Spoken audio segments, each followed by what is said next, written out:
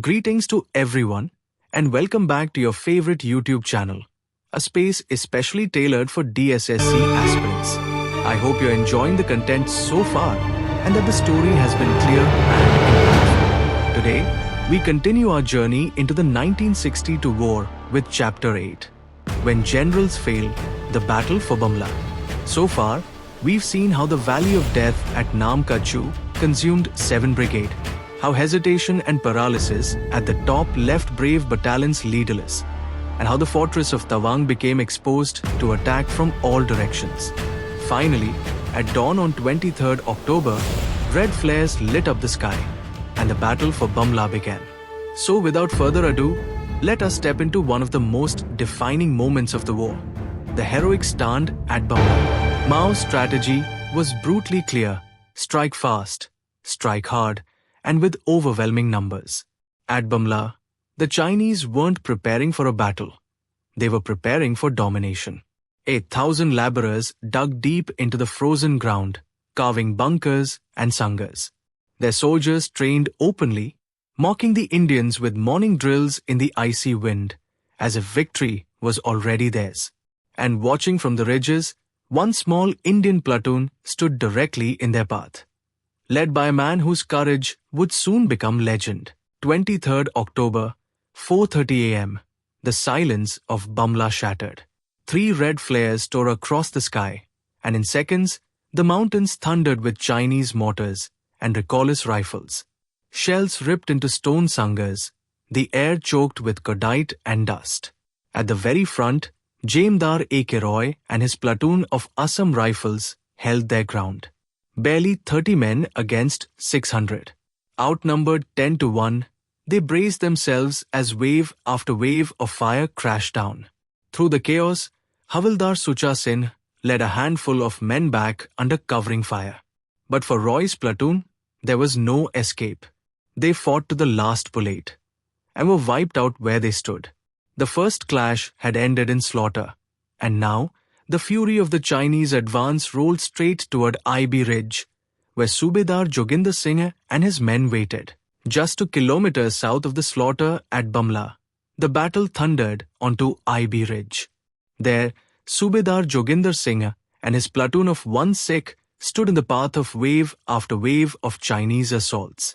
The ground shook with explosions, bullets raked the trenches, and still the men held. Ammunition ran desperately low, but Joginder's spirit never wavered.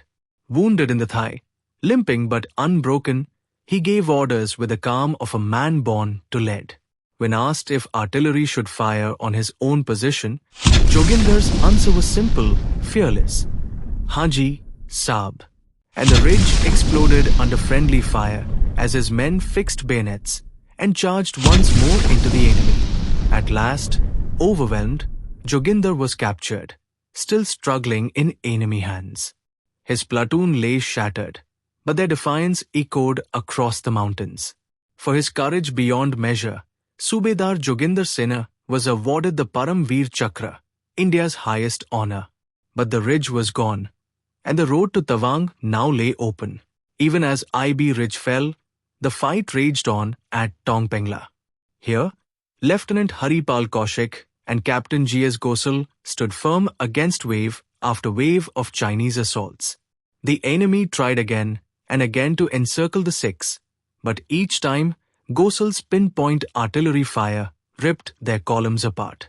Explosions lit up the valley, scattering entire formations before they could close in.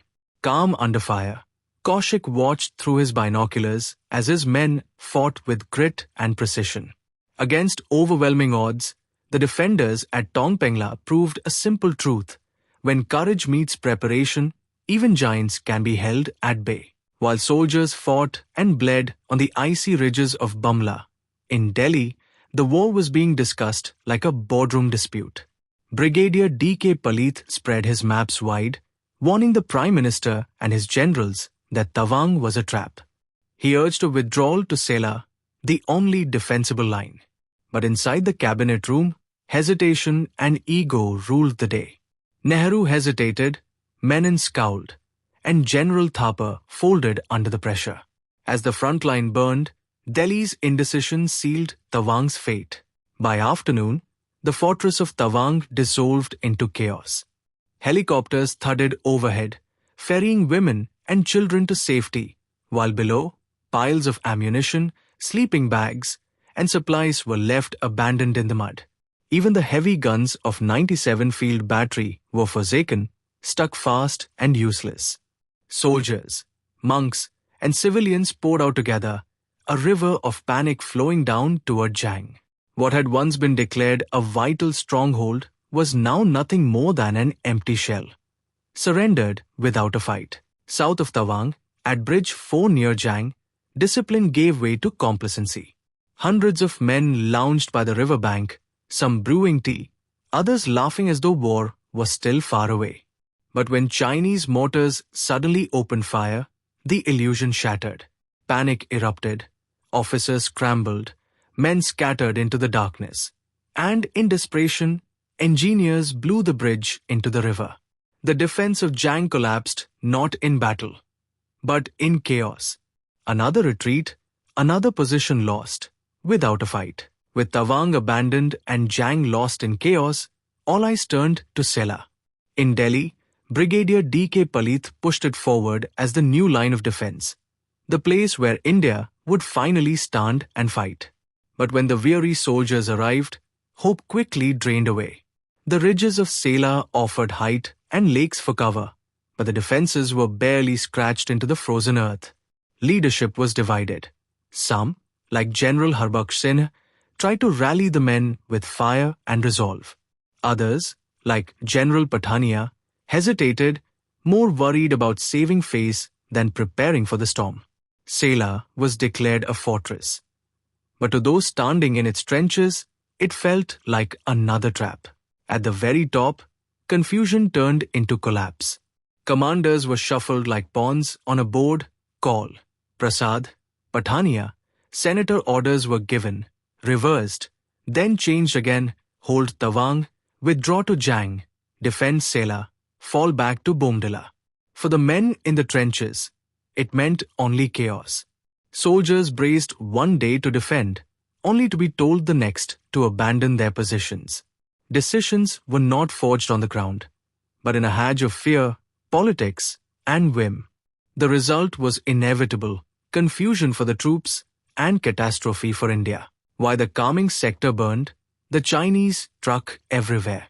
In Ladakh, in Sikkim, and deep in Arunachal's east, fresh offensives tore through the mountains. India scrambled to respond.